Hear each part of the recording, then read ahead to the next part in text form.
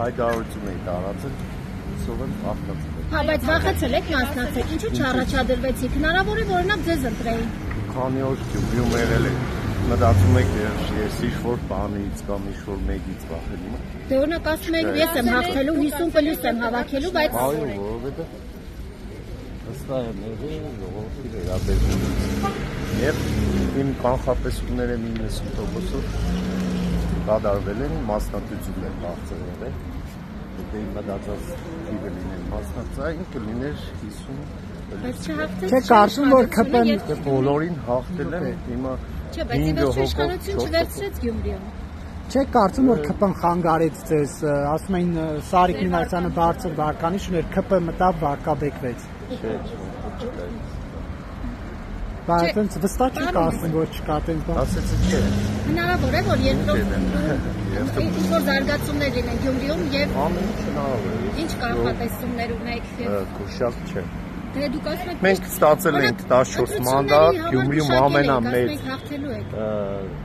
Գյումրիում ամենամեծ խմբակցությունը Գյումրու համայնքապետարանում մենք 14 մանդատ ծառայեցնելու ենք գյումրեցիներին, մեր ծրագրերի, մեր քաղաքը զարգացնելու համար եւ մնացածը Օրինակ Տեր Փաշինյանը ինչ տեսակետ է ունեցել մասնակցության հետ կապված։ Բաներ վերցնելու եք միանշանակ որոշումը ձերն է չմասնակցելու ավականունից։ Որոշումը ձերն է եղել, թե Նիկոլ Փաշինյանի հետ քննարկել եք։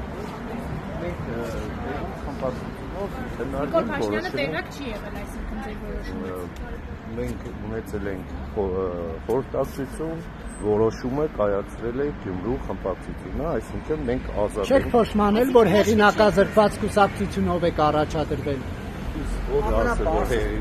Ժողովուրդը դա ցույց տվեց։ Իսկ ձեր մտածելով ամենահեղինակավոր կուսակցությունը ԿԳԲ-ն ասма շատ է օգնել պարոն Մինասյան, ԿԳԲ հո Բելարուսում չենք, ի՞նչ ԿԳԲ-ն, արեք ջան։ Արդեն մի ուտենական պետից ունենք, ԿԳԲ բան։ Բարեկամ չունեք ԿԳԲ-ում բարձր պաշտոն։ Բոլոր տեղերում ունեն, բացի ԿԳԲ-ում։ Բայց չէին ասել, որ կարող է պարտվեք, պարոն Մինասյան։